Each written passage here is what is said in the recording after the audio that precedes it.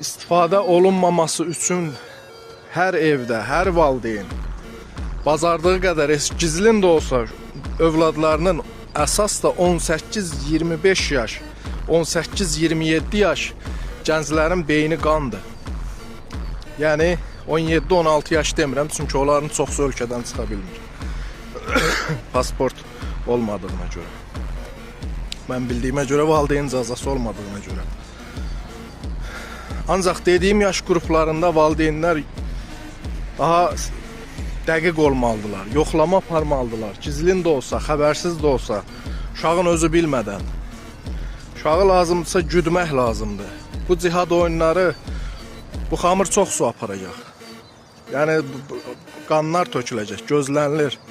Çünki Amerika girdiyi yoldan qayıda bilmir, heç kim də kömək vermir. Avropa müttəfiqləri kömək vermir. Çünki Avropa müttəfiqləri bilir ki, İranın əlində nələr var və İrana açıq yox, gizli də olsa çox kömək verir Çin, Rusiya.